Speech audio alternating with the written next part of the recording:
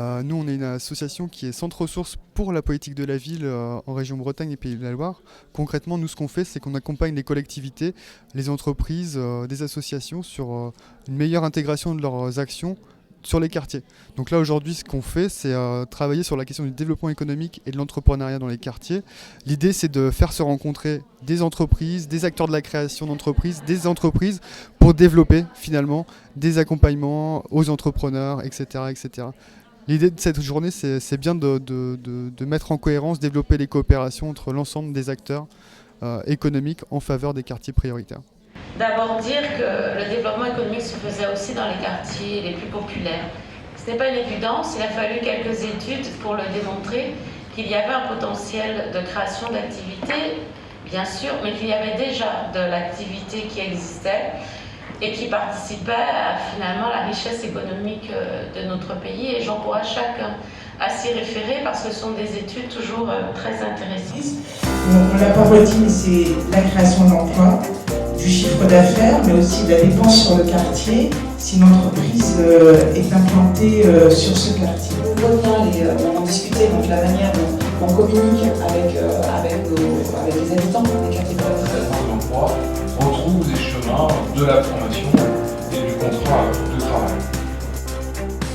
J'étais ravie d'assister à cette journée du Réseau Ville qui permet de réunir les partenaires de la création d'activités économiques avec le maire et la présidente du Réseau Ville, parce que c'est l'occasion de montrer comment sur nos territoires les plus populaires existent des énergies, des potentiels, que la création d'activités en réalité fonctionne, mais qu'elle a besoin d'être accompagnée. C'était un peu l'enjeu des ateliers de ce matin, et savoir comment un partenariat étroit permet de faire émerger le projet, de l'accompagner et de le rendre viable et pérenne ensuite. Cette journée est consacrée au développement économique et à l'entrepreneuriat des quartiers est très importante pour nous parce que nous nous sommes rendus compte en travaillant sur le sujet qu'il y avait d'abord beaucoup d'idées reçues sur la question de l'entrepreneuriat dans les quartiers.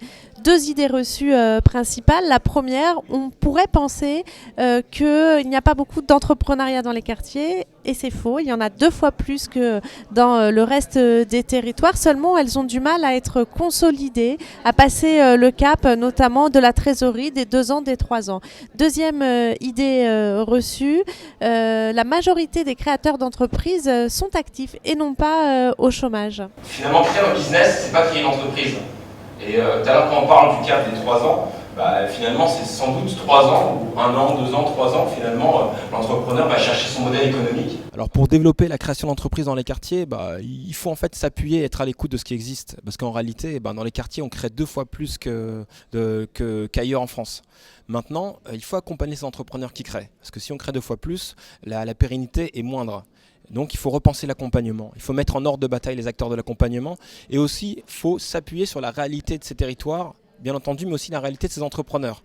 C'est-à-dire vraiment, plutôt que d'avoir des approches standardisées d'accompagnement, il faut proposer des accompagnements, je dirais pas sur mesure, mais adaptés et qui tiennent compte, bien entendu, des difficultés, mais aussi des atouts. Le deuxième sujet, c'est finalement la création des entreprises dans les quartiers. Donc là-dessus, oui, il y a des talents, il faut les encourager. Il faut les encourager effectivement à la fois sur la création, mais ça a été évoqué dans un atelier ce matin.